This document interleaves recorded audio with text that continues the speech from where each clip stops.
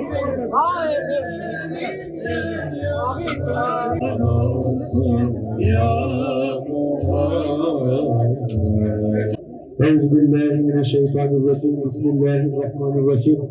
Esselatu vesselamu aleyke ya Resulallah. Esselatu vesselamu aleyke ya Habiballah. Esselatu vesselamu aleyke ya seyyidina evveline evvel ahirin. Allah'ın rahmeti, bereketi üzerinize olsun. Uluslararası Avrupa Yetimeli olarak bugün burada bulunmaktayız. Sizinle birlikte olmak, sizinle beraber olmak bizleri gerçekten çok sevindirdi. Allah sizden razı olsun. Rabbim sizleri sevindirsin. Bugün burada 3. günümüzdür. 3. iftar yemeğimizi veriyoruz. Hayırseverlerimizin vermiş oldukları iftar yemekleri biz de Avrupa Yetimeli olarak buraya getirdik ve siz değerli kardeşlerimizle beraber inşallah bu iftarı açarız.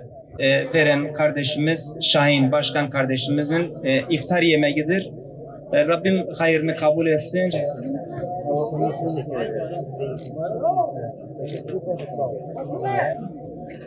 Selamun Aleyküm. Arkadaşlar iyi geceler. Mene prvo mi je ogromna čest da budem prisutan na ova iftarska večera, organizirana od прекрасното Сдружение Авропа Јетимели.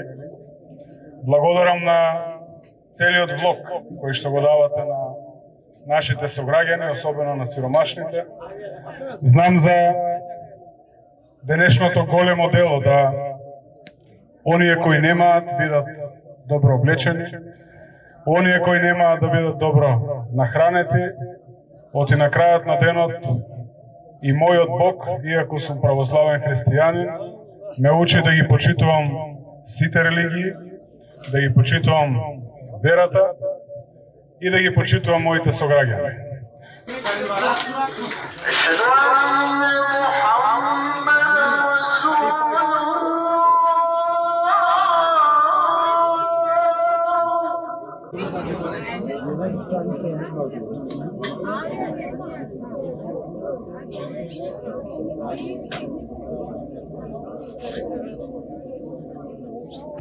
Ya Rabbil Alemin, bu akşamki bu iftarı verenler Avrupa Yetimeli Derneği'nin hayırlısı Allah razı olsun. Allah ona dert yüzü göstermesin ya Rabbil Alemin. Allah daima güzellikler nasip eylesin. Bi hurmeti seyyid-i Muselin ve Rabbil Alemin. El Fatiha.